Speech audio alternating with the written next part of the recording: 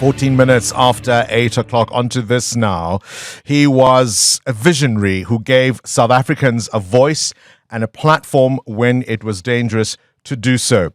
Issy Kirsh, the founder of 702 and Primedia, passed away this weekend at the age of 90. But his legacy lives on because what he built still pulses through the airwaves.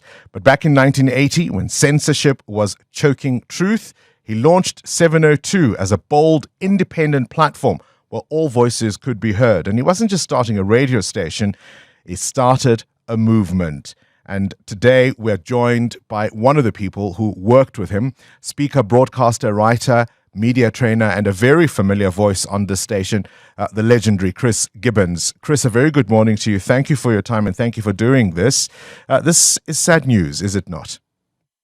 Good morning, Bongani. Yes, it is sad, although at the age of 90, of course, these things tend to happen. But I must just say condolences to Issy's widow, Musha, and the rest of the Kirsh family. He was a lovely man. We sometimes have short memories as South Africans about things of national importance, but just take us back to 702, the idea behind it, and what it meant as it developed as this platform for free thinking and free ideas and South Africans talking to each other for the first time. Well, you must remember that back in 1980, there was only one broadcaster in South Africa, and that was the SABC. But a couple of years before that, a young American had come out to Swaziland, as it then was, Eswatini as it is now, and he'd set up a shortwave transmitter, figuring that he could reach the very lucrative market of Johannesburg and Pretoria. The Swazi government was not terribly happy with that, and they called in the Kirsh family, Issy in particular, to go and close the station down, get rid of it. Issy realized that here actually was a potentially very lucrative commercial idea, and also, as happens, I'm sure you know this as well as I do, radio gets into your blood. It enters your DNA, and Issy became a radio person. And he then saw that Swaziland was too far away, it wouldn't really work.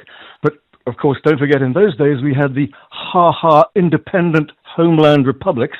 Bophuthatswana had a little chunk just north of Pretoria, and Issy figured that if he put a transmitter there, he could get into the lucrative market and do very well indeed.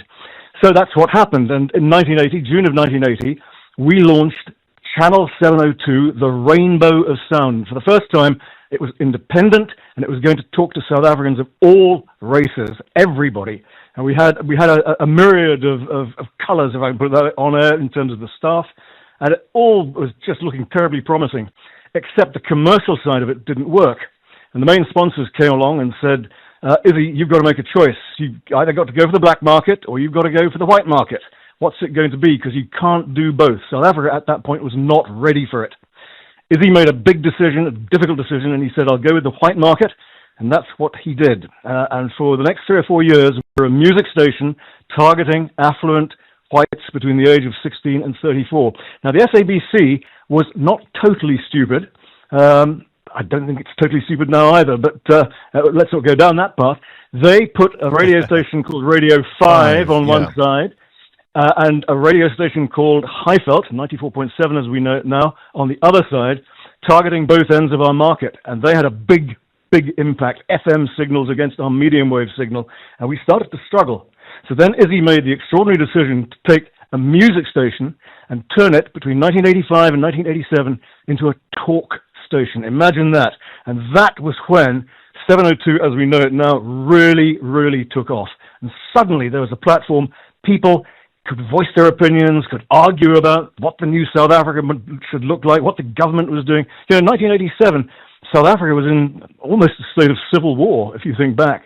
Mandela was still in prison. He was only released in 1990. It was a remarkable step, and it worked brilliantly. And for that, I think we all owe Issy a great deal of debt. Yes, indeed. I mean, and there's nothing like an idea whose time has come, because as you mentioned, that transition in 87, it was also the moment that really allowed 702 to reflect history as it unfolded. Once, of course, FW de Klerk unbanned the political parties, released the political prisoners, and that transition into democracy, I don't think any other platform captured it quite in the way 702 did. Correct. There's absolutely no doubt about it.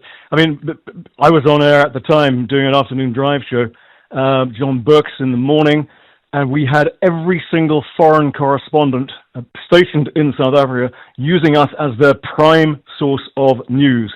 If you wanted to know what was going on in South Africa in those years, you went to 702 and you went nowhere else.